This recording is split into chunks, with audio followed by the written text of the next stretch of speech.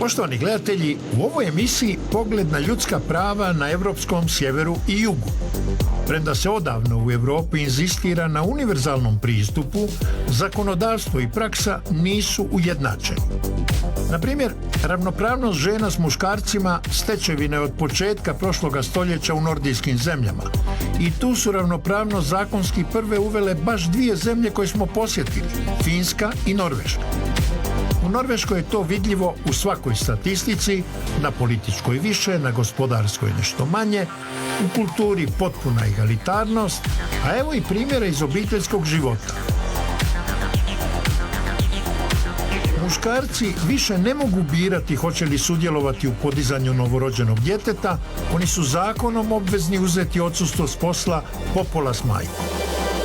Zato smo ih više nego igdje u svijetu viđali kako po ulicama guraju dječja kolica i provode jutra po igraonicama.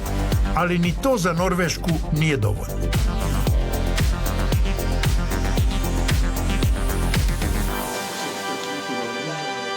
We saw so many men pushing the babies in the streets of Oslo. Oh yes, men and women in Norway have equal rights of the maternity leave. So the maternity leave is now a parental leave, and you have to share it between you. So Norwegian fathers have it lasts 1 year? It lasts 1 year. And it can be combined. 6 months of father, 6 months of mother. And a part of it has to be taken by the father. Otherwise, you're losing it. And it's a try for the government to actually force the society to quit protecting the fathers from having the leave and making it more an equal rights perspective inside the family. Because a father coming to his employer and saying, I have to take a parental leave, is met with, no, couldn't your wife do that?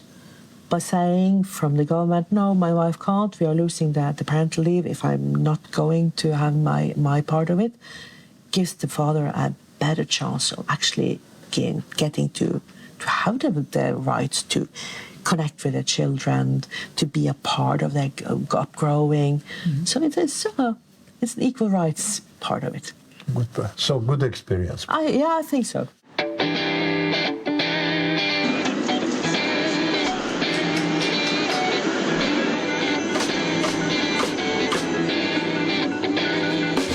U Finskoj ta ravnopravnost žena s muškarcima je očita na svim razinama, u politici, zdravstvu, kulturi, u svemu, osim u plaćama. In average, something like half of the members of parliaments are women. It's no problem to us to have a prime minister who is a woman or president. That's normal here. Even in our language, we don't have gender in Finnish language. So if we refer he or she, we refer only with the one word, hän. So we constantly make mistakes when we are referring to some gender because in our language we don't acknowledge gender. That issue that was dominating the question of labor in the past was the equality between men and women in wages, salaries. How is it in Finland? That problem is solved? No, it isn't solved. If you look at the statistics, for example, of different European countries of wage gap between men and women, Finland is not on the top. We are, I think, somewhere in the middle, and there's still around 15% wage gap between men and women, even though women, especially younger women, are clearly more educated than men. So there is still, I'd say, a big problem of wage inequality.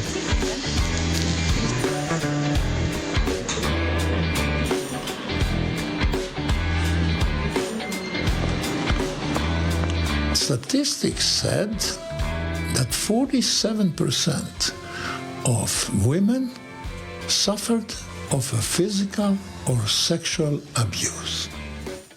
How come? With that That's equality? a very good question. And that, I think Finland, like in some other indicators in the Nordic countries, are lagging behind. And I've seen the figures and that we are lagging behind in this, and I would like to have an answer for this.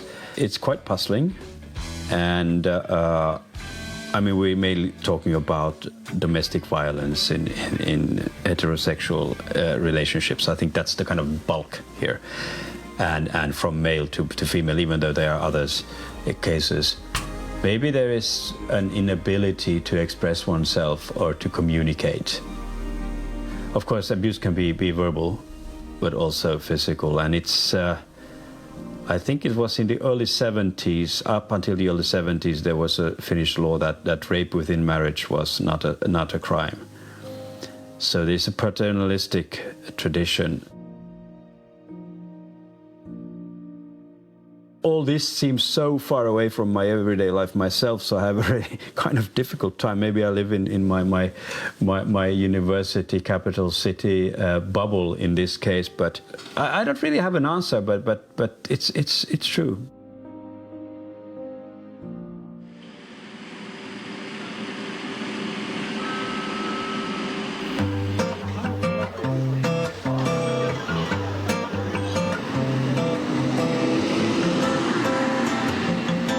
Na europskom jugu, na jugu Italije, još traje tradicija da je muškarac glava obitelji, a žena je mahom zadužena za odgoj djece.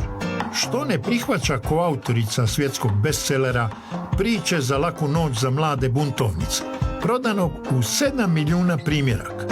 Naša sugovornica Francesca Cavallo. Izdavač je bio New York Times. Je li mogla izdati tu knjigu u Italiji? Could it happen in Italy? Well, it did happen to an Italian woman, for sure, because you're looking at her. But, well, the story goes that I had to move to the United States to unleash my rebelness. How do you want to call it? My rebelliousness. Your rebel nature or your rebel decision? Well, you know, my rebel nature was unleashed already when I was in Italy, but it was as if it didn't find space to express itself out in the world, because whenever I try to sort of go too far or run too fast, in Italy we have this sort of where do you think you're going? Who do you think you are? And that sort of brings in a lot of young talent. Who's asking these questions? Yourself or your parents, your cousin, your la nonna? No, not my family, because my family has always been very encouraging. But, for example, I've never managed to land even a job interview in Italy. Oh. And I went to the United States, and instead I found investors for my company. They saw a person that wanted to run, and they were like, run. I'll bet my money on you, because you seem like you have a lot of miles in you. Here, if somebody wants to achieve something and talks about his success, people are somehow jealous, try to bring you down, while in the United States they are happy. If you are talented, they push you. There is a culture in the United States, sort of individualism, that on the one hand, it favors the expression of people that are talented and very ambitious, and so there is a general sense of admiration. Whereas in Italy, because there is such a tight social texture around you, on the one hand that keeps you afloat, when you're not as performing. But on the other hand, it pushes you to sort of conform in a way and not to be an outlier, because when you are an outlier in Italy, it's as if you wanted to set yourself apart from other people, and that is not considered in a positive light here. How would you assess the position of the woman in Italy and minorities? Let's start with women. It is like, as far as women are concerned, it's still pretty critical, because culture-wise, it feels like Italy didn't fully absorb the meaning of Me Too, and it's like there is an awareness that certain behaviors are not okay. In Italy, lots of people are struggling to call it harassment. It's as if like, well, but everybody does it. It's like, are we there or are we not? Because women know now that that is not okay. But men, Italian men, are struggling with incorporating that information and changing their ways of behaving, which is very upsetting.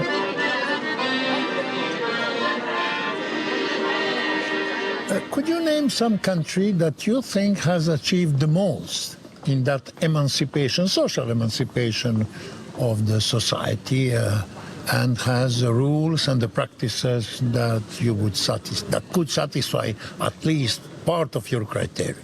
For example, when I attended a show in Stockholm, in Sweden, I was impressed by the quality of the public debate around these themes, because it wasn't heated, it was very calm, it was very well reasoned, and instead here, when we talk about gender equality, when we talk about certain issues, it's still as if we are attending a football match. So people yelling at each other as if there were two sides to every argument, which is not always the case, because you can sort of certainly have different points of view, and that is even more true when it comes to minorities, because one of the main issues with the Meloni government has been this basically persecution of LGBTQ people.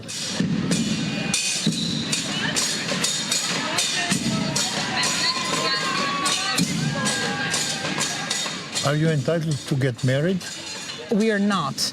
We have these civil unions, but it's not the same. It's not marriage equality, and in fact, we cannot adopt. And they block the registration of same-sex parents in birth certificates. They even went as far as canceling some parents that had already been acknowledged in birth certificates. All of a sudden, kids that had like 6, 7 years old found themselves without one of their parents in their birth certificate. Right now, what kids are learning about sex, and this is paradoxical, they are learning from porn. Because when you live such a big empty space in something that is clearly of interest for kids, like teenagers, it's not like no one is feeling that gap. Someone is feeling that gap, and they are feeling it with the wrong kind of information. And the results of that are all around us in a distorted culture of what the relationship between men and women should be like.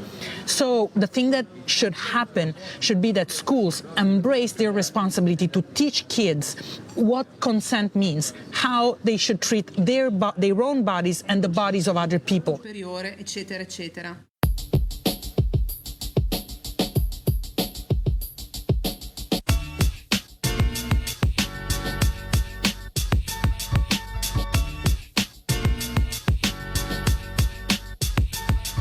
A sad smo već u Ateni. Imamo intervju s legendarnim grčkim aktivistom za ljudska i manjinska prava Gregory Valianatosom, koji je zbog svojih liberalnih pogleda u prošlosti bio osuđivan i zatvaran. Okay, Mr. Valianatos, you were recommended to us as a legend, as the first LGBT activist in the recent Greek history. So, when did you start and how does it happen? First of all, I think you have very kind friends. Now, as you personally know, we had a military junta up until 1974. During the dictatorship, there was fascism, and the church was very predominant. May I recall that the Orthodox Church, you are very familiar, so I don't need to go to a great depth. And homosexuality in this part of the world, as you know, is part of the hidden culture. Now, how hidden it is, let the poets say, but the difficulty of it all was that 40 years ago from now, AIDS hit the world, not us. So it was very unfair that a very fresh and daring movement was hit that hard with something so big that it was a matter of survival in the first years. We didn't have access to television, so the first time that I was asked to go on television was exactly to explain why we spread HIV in the world. Γεια σας, είμαι ο Γρηγόρης. Διαγνώστηκα με HIV το 1986. There was no questions. There was no one in the studio. It was just me and the lens. We were trying to say, we're here, we're like you, we're decent people, it's just a variation of sex, and at the same time to be condemned of spreading a disease. Even in the classic times of Greece, there were cases that today are documented and publicly told. Well, I'm not that old, but I know that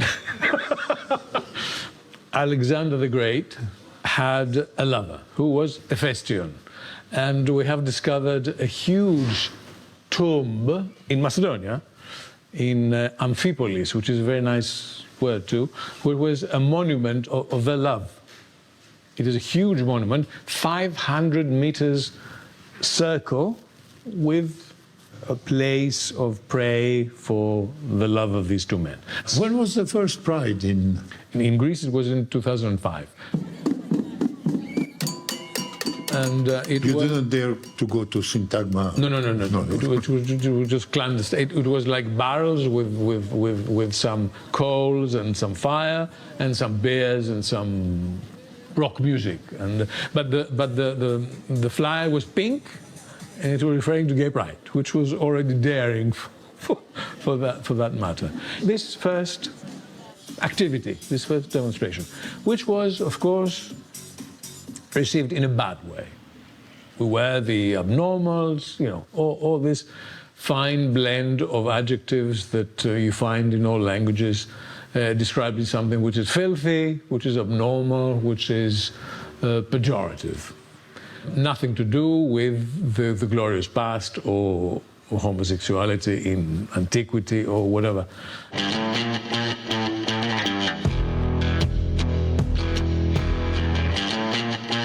Na evropskom sjeveru, opet smo gore, ovo o čemu se još raspravlja u Italiji i Grčkoj već pripada prošlosti. Stupanj ravnopravnosti spolova za nas s juga nekad se čini pomalo čudnovati, možda pretjeran, neprimjeren. Kad sam ja bio mlađi, onda je u javnim objektima bio obično jedan WC. I to je bilo i za muške i za ženske, a tu nije pisalo ništa. Onda smo se razvili, onda je u svakom objektu bilo bar po 2 WC-a, jedan za muške, jedan za ženske. Sad dođemo ovdje u Finsku, ima 2 WC-a, ali oba dva su unisex, i za muške i za ženske, i ovdje na Brajlovom pismu i za slijepe. Sad uđete unutra, multikultura se nastavlja, tako što je ovdje to. I sad pogledajte u WC-u, ima jedna stvar, kad pustite ovu vodu, imate i tuš za ispiranje, nimalo vjerski, nego jednostavno jedna potreba, jedna zaštita od hemoroida koja je u ovom slučaju apsolutna. I vjerujte mi, papira uvijek ima. To je Finska. Finska toalet. Ravnopravnost muškaraca i žena, vjera, rasa, različitih seksualnih orijentacija postaju aktualni samo ako netko prekrši pravila. ali se zato inzistira na nekim drugim pravima za društvo veoma važnima, kao što je jednakost u mogućnostima obrazovanja. Klapa 2. Ovo je trg senata u Helsinkiju, ali nema senata, ima vlade, to je ta zgrada. Ovo sam sad ja, a ovo je sveučilište, fakultet humanističkih znanosti i tu se ljudi bune, studenti, jer im se krešu neke beneficije što radi nova vlada koja je nastupila sa liberalnim programom.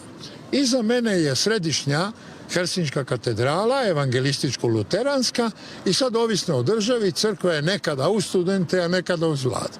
Vidjet ćemo za koga je ovdje.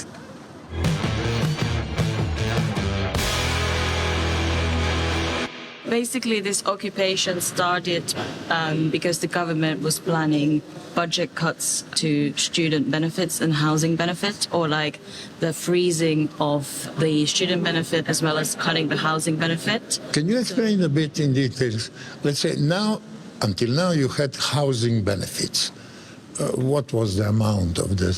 So currently the maximum housing benefit in Helsinki is 465 euros a month, and it is the same for students and other people as well, but it depends where you live in the country how much the housing benefit is. If you live in a private sector and you can't get a student flat or a council flat or something, a lot of the private rents start at about 700 euros. Okay, so you had before a gap of some 300 euros that you had to pay yourself, and now they propose to reduce even this 465 euros? Yeah, they propose to reduce it, and they also propose to freeze the student benefit. That is about 280 euros we get on top of that. So they are proposing that students would have to take more and more debt in order to do their studies. Did you calculate how much, in average, the amount of that debt would be at the end of your studies if these new measures that they are proposing would pass? Well, currently you can take maximum 650 euros per month in student loan. So now they're proposing that they would raise it to about 800. So currently a lot of people already have about 20,000 euros of student debt, so it would be even more. I haven't calculated the exact amount, but people are already struggling to pay the student loans back, especially because the interests are rising currently. And in Finland, you can get 6,000 euros of your student loan written off if you graduate on time, but you can't really graduate on time if you have to work a lot, so then you're not managing to do your studies properly. Sad dobro načuljite uši i poslušajte kako mladić iz Albanije, koji živi i studira u Helsinkiju i sudjeluje u prosvjedu, objašnjava najavljene mjere finske vlade. You were born in Albania? Yes. But I live in Finland for many years. Do you go often to Albania back? Sometimes. Sometimes. Are you really different than them? Do you have a different mentality now that you live here?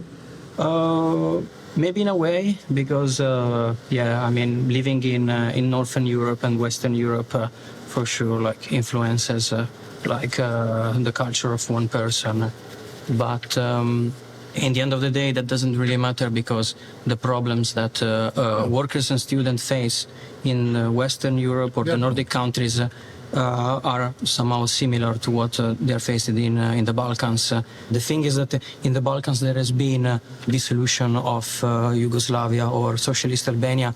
All these neoliberal policies came to destroy fundamentally what was former Yugoslavia and Albania, and the similar policies now they're getting applied to the Nordic countries. We are seeing it now in Finland.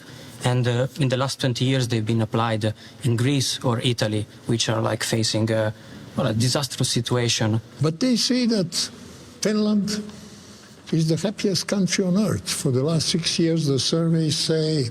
Well, I think it's pretty relatively better compared to a lot of other countries, because I've also lived in the UK for some years, and I can see that the fact that there is so much more poverty, for example, affects people's happiness so much, and if they have really bad housing situation, work situation, etc. So obviously Finland can be better in relative terms compared to other countries, but it doesn't mean that the situation isn't getting worse, and then people might not notice it as much because they have not experienced how bad things can get. So I think that's why it's really important that we protest against the neoliberal austerity politics in here. One characteristic of the Nordic countries like Sweden or Finland is that in the past decades, the socialist governments were ruling for several time, and they managed to imply some socialist policies, incrementing the welfare state all the time in countries like this. So that guarantees students, workers to have a decent life, live a dignitous life.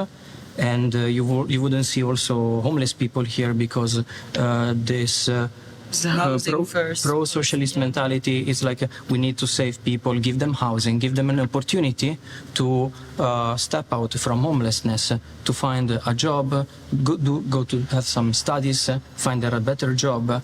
And this is essential. You have to give them a house in order to let them. You cannot go to work and study if you live in the street, and winter here is cold, so it's not doable.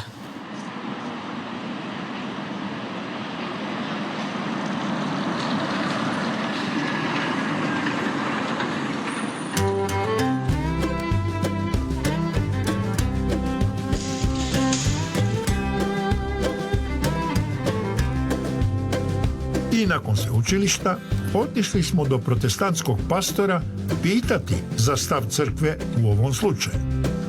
I was at the university, and some students were protesting against the government announced measures that they will cut certain expenses and so on.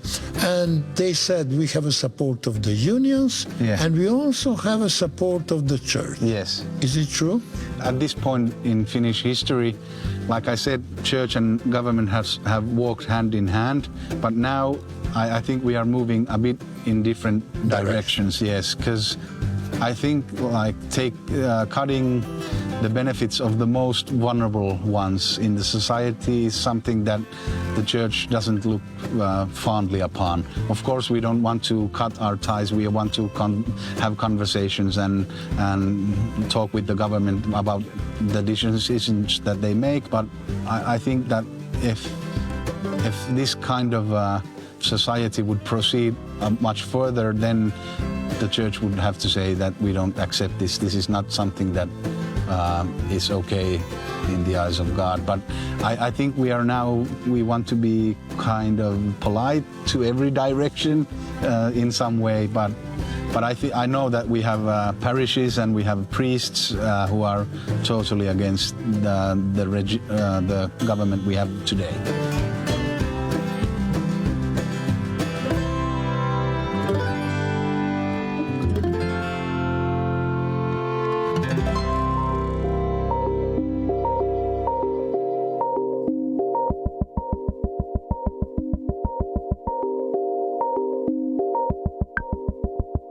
Helsinki je na moru i najviša nadmorska visina je 25 metara. Mene je baš zapalo tih 25 metara da se penjem, ali sve što je važno je uvijek u Evropi ubrdo.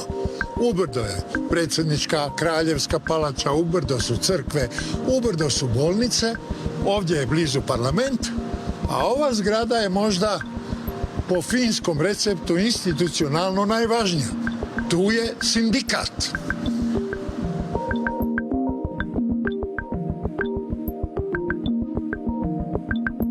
You have many of these proposals from the present government in Finland, making dismissing people easier, making the first sick day without a pay, for example, making using temporary contracts easier, and then also taking negotiations of terms and conditions of labor from the sectoral level to company level and making it possible for employers to negotiate with not only unions or union shop stewards, but also other representatives, or also cutting the unemployment benefits or the housing allowances or different kinds of social benefits. So this whole overall package is very damaging to our members, especially the people with low wages, who with the raising cost of living, they are already in a difficult situation, and all these cuts and changes make people's lives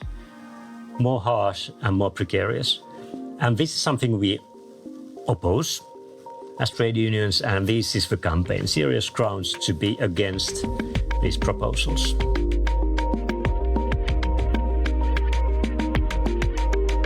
Then there are also other organizations of a civil society that have their own campaigns, like the students' movement, for example. They are occupying universities to oppose the same cuts from the point of view of students. But of course, cutting social security, cutting benefits for students, for example, cutting the housing allowance, makes their life more difficult.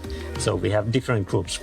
We have the churches speaking against the cuts for like humanitarian reasons, that they are in touch with poor people in their work and they see the results of these social security cuts. So I'd say there's a wide movement against the cuts. You are the Central Union, the one above all the others. You have 830,000 members. Mm-hmm. And in total, how many people in Finland are members of the union? It's around 2 million. We have then we have the academics and some other white-collar workers who are in the other confederations. So you are a great voting power. And as usually in Europe, the unions are closer to the left wing, to the Social Democrats. So you wonder why then the right wing has won the elections. How come? Well, if you have union members that make up 70% of all the workforce and 2 million of a population of 5.5 million, then obviously you have voters and supporters for all different parties that are trade union members, not only left-wing parties.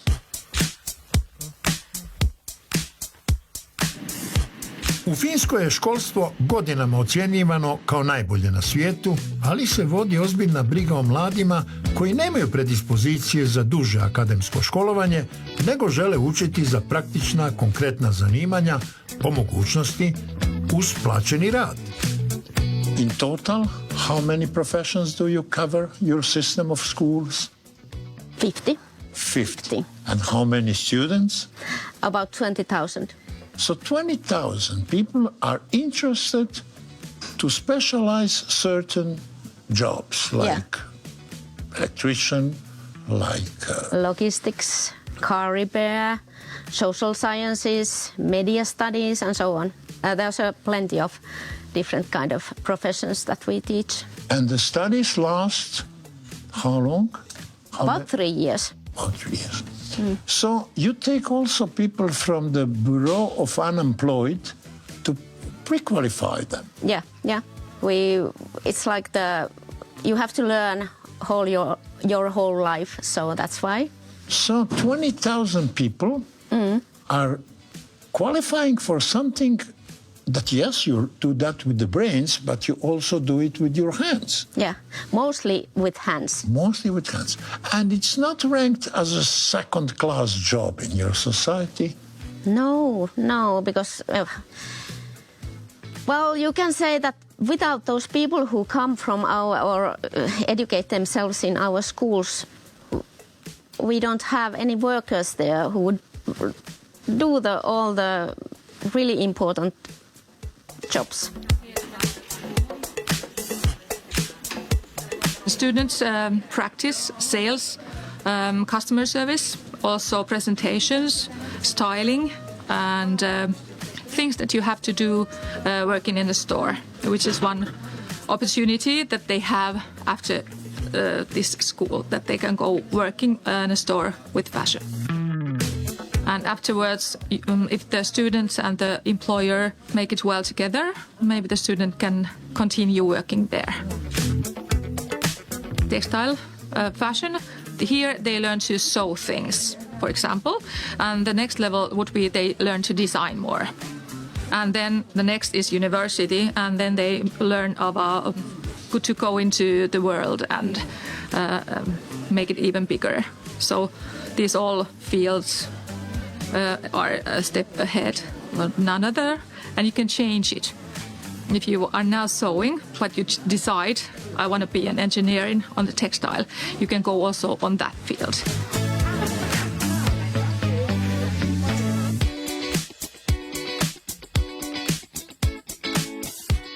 I'm from Georgia.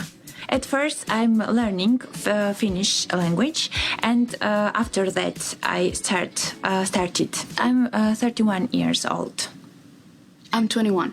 The school is free, yes. Everyone has a chance to learn Finnish language. When you start to living in Finland. And I'm working at the moment, not as many shifts as before, but like I work on the weekends and then school on the... I was done growing up, had enough of chasing down the sun, but suddenly I can see... Posebna je priča 19-godišnje Kaisle Kanerve, koja je svojom voljom otišla u socijalnu službu da zbog svog zdravstvenog stanja ne bi bila na teret svoje obitelji. U Finskoj takve se odluke ne doživljavaju kao drama, nego kao poželjni dokaz samostalnosti. U Kaislenom slučaju to je imalo sretan epilog, izašla je iz socijalne ustanove, upisala se u ovu školu, predsjednica je školske udruge mladih, hrani se povoljno u školi, a uz subvenciju države stanuje u garsonjeri sa svoja 2 nešto deblja kućna ljubimca. So as usual, when you feed them, they come out, yes? Yes, okay. That's the only time they love me. Rabbits?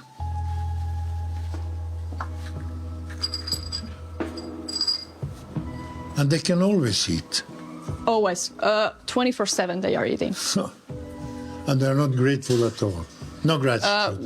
We go with about 8 kilograms of hay in a month. They need to have hay always available. You live in this apartment, which is how big? 27. And what's the price of the rent? 650 euros. And the landlord even said that he has made a discount of 100 euros, so it would be 750. Well, yes, this is cheaper than the other apartments in the area. So he has decided to keep it lower for students. Yeah. Generous guy. But this social welfare country, so you don't pay for the rent. Who is paying? The government is paying. All of it? 650? 80%. 80% of the rent. And the rest I pay with my student funds that I also get from the government. Now you have a right-wing government that is maybe anticipating some reductions in social welfare and so on. Could it happen that you lose the 650, this 80% that they be reduced? Yes, it will happen next year. When you graduate, you can work immediately. Yes. You'll be obliged to pay a full-size rent, which will be a bigger apartment. Hopefully. Hopefully. It will cost 1,500. Hopefully not. Hopefully not. Your life and your car and your future will be another 1,500. So you'll need 3,000 euros to live a decent middle-class life. Yes, that's about And in order to produce this 3,000, you'll have to earn 6,000 brutto. Mm-hmm.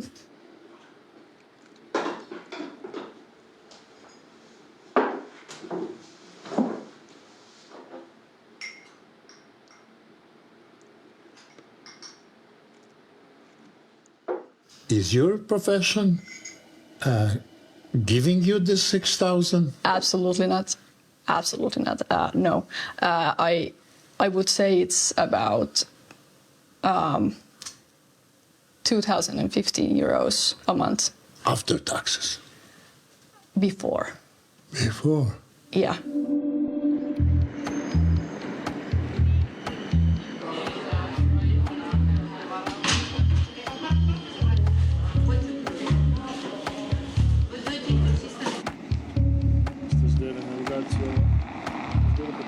Što bi se reklo, nije baš za svakoga med i mlijeko ni na sjeveru, ali ostaje taj osjećaj da će država riješiti probleme.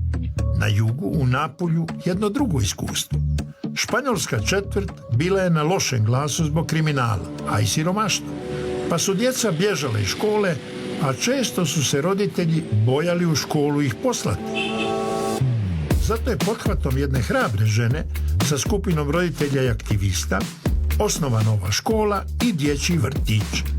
Pod naslovom Fokus, ovaj projekt je istodobno bio obnova zapuštene urbane cijeline i inspiracija za, rekli bismo, uljudbu čitave španjolske četvrti. Danas su svi ponosni što takva škola ovdje postoji. Qual fu il motivo personale per lei di cominciare questo? Beh, io metto in piedi a 28 anni questa la prima esperienza di scuola attiva qui a Napoli e lo faccio perché ritrovo da insegnante nella scuola pubblica in cui entro appena 24 anni le stesse, come dire, difficoltà che avevo incontrato da bambina. Cioè, per me la scuola era stata una perdita, non era stata una ricchezza, era stato il luogo nel quale avevo perso il gusto di apprendere, il piacere della scoperta, non c'era più. Addirittura la scuola mi aveva tacciato di essere una ragazzina incapace di apprendere, tanto che i miei genitori mi portarono via dalla scuola e mi hanno fatto fare quelle che qui in Italia veniva chiamata la scuola media in casa. Quindi la scuola per me era stata una grande ferita. E invece, lei come incapace dico, la metto in piedi io una scuola come penso che si debba fare.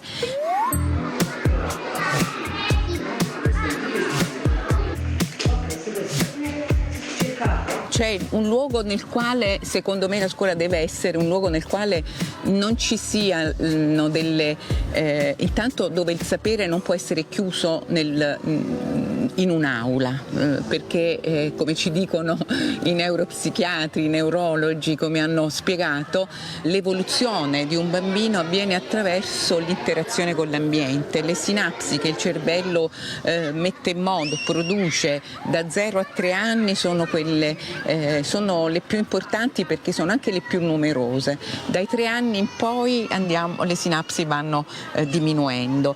La scuola che cosa dovrebbe fare dunque? Dovrebbe fare in modo che in quell'età in particolare, fino a 6 anni, i bambini incontrino il mondo che è fuori dall'aula, mentre invece, almeno nella scuola italiana, li si costringe seduti in un banco per 8 ore al giorno, che io trovo tutto questo mortificante. E dunque metto in piedi una scuola che a me piace dire porte, finestre aperte sul resto del mondo.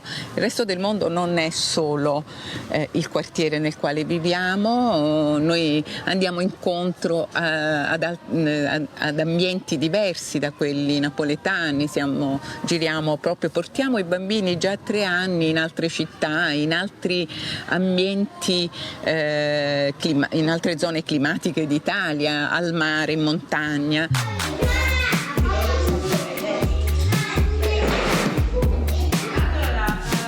Il proprio processo di conoscenza parte da una esperienza attiva e quell'esperienza nel gioco, nello spazio, nel tempo che ti porta ad acquisire una conoscenza. Un bambino di 3 anni domanda, per esempio, cosa è una finestra? Chi gli risponde? Risponde il bambino e gli altri bambini. Allora lo si porta a vedere la finestra, che sarà anche un quadrato oppure un rettangolo, quindi una figura geometrica, ma anche il luogo dell'entrata e dell'uscita, dell'aria, degli uccelli, degli insetti. È anche un luogo che porta a una separazione tra ambienti.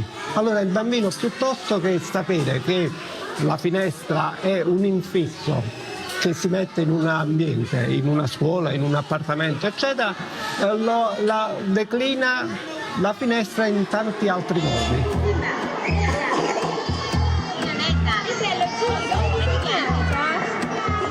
Ova su talijanska djeca bila premala da bismo ih uspoređivali s ovim mladim Norvežanima, koji su u rangu učenika prvog razreda srednje škole. I oni su već spremni govoriti o svojoj budućnosti.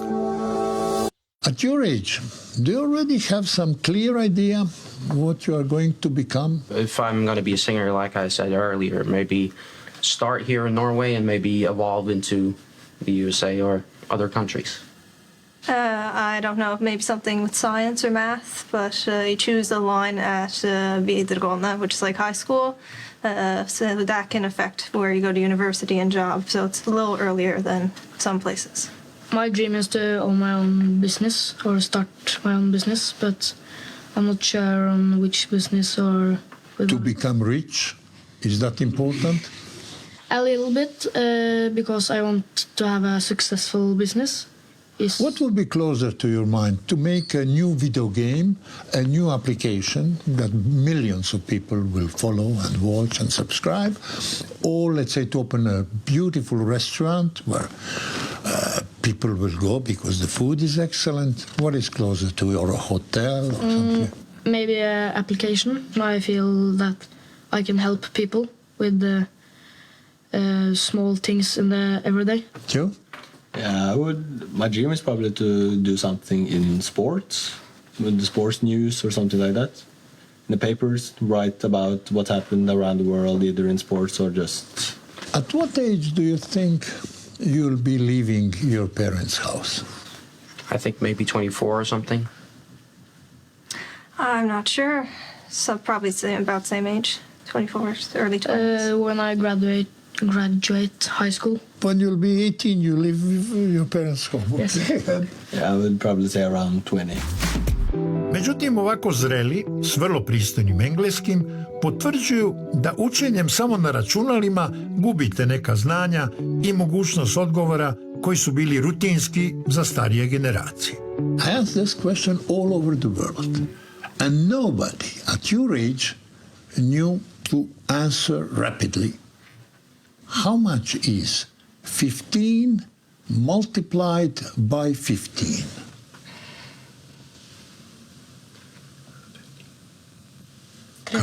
$300. No.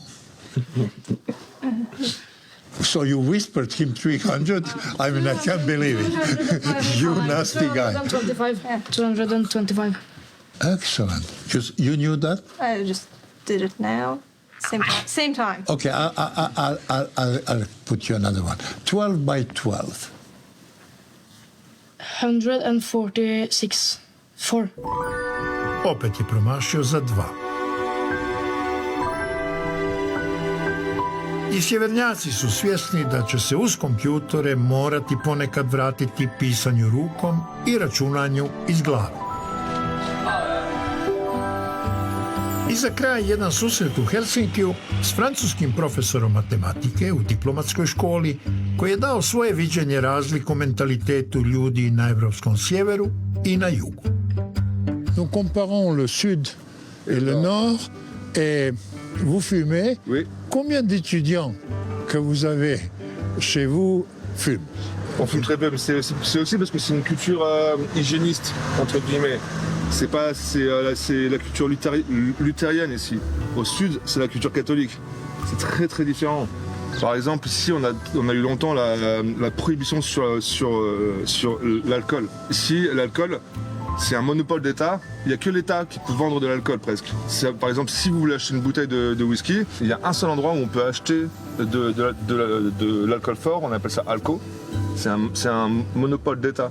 Et la culture, c'est qu'ici on boit une fois par semaine, mais alors on se saoule. Voilà, c'est un peu comme... Et les Français, voilà, ils boivent chaque jour, mais ne se saoulent jamais. Et surtout que, en fait, c'est un peu comme au Japon. Au Japon, c'est pareil. À Tokyo, on travaille très très très dur. Et après, on boit énormément. Et donc, c'est assez rigolo parce que en France, on boit plus, mais il y a moins d'alcooliques. Alors qu'ici, en quantité par individu, les gens vont boire moins. Mais il y a beaucoup plus de problèmes d'alcool, en fait. Et comme ici, il y a beaucoup plus de problèmes d'addiction aux drogues dures. Par exemple, en France, beaucoup de gens vont fumer de l'herbe, mais il y a beaucoup moins de drogues dures. Ici, en Finlande, il y a un vrai problème avec l'héroïne dans les campagnes et le speed en ville. Mais je pense que c'est très très lié au côté moral en fait, c'est-à-dire le côté protestant. C'est-à-dire on a l'air bien, on a l'air propre, et puis quand on se lâche, c'est pas... On vit dans le meilleur pays du monde, oui. Mais en même temps on a pas mal de suicides. Hein. Voilà, exactement. Mais alors ça aussi c'est compliqué parce que l'hiver est très dur ici. Bon là, ça, avec le réchauffement climatique, ça devient un peu meilleur.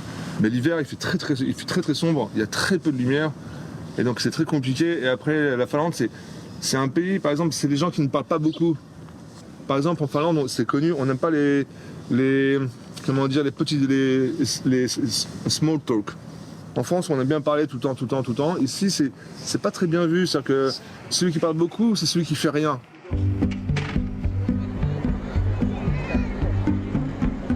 I to je bilo sve u ovoj emisiji. U idućoj, kako smo u Napolju proslavili rođendan Diego Armanda Maradone, pogledali njegove izlivene stope, pojeli picu Maradona broj 10. O razlikama u konzumiranju alkohola na evropskom sjeveru i na jugu. Gore se pije jednom tjedno, skupo i mnogo. Na jugu je jeftinije, pije se svakoga dana, ali pomalo. Finci godišnje zarade više od 3 milijarde eura na izvozu videoigara, a na radnom mjestu su najliberalniji. Radno vrijeme je po dogovoru, fleksibilno, a na poslu možete sjesti za svaki stol koji poželite. Poštovani gledatelji, doviđenja.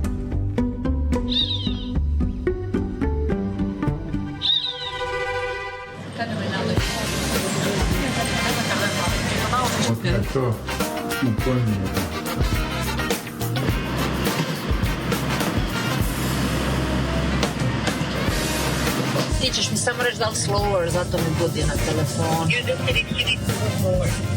Jako sam versao. Pavlos Kapantais, take one. Io sono Mario Talarico.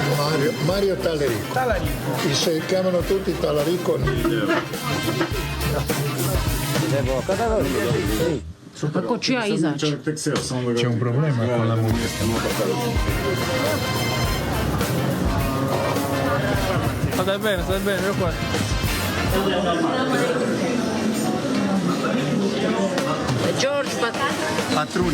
George Patruni. Ali su zastavlje dobro, to ćemo pokriti. A danas je 6. A ne može ga, pa mora biti neka buka, a? Ok, sad evo nje da... Zato što je čovjek njim gore.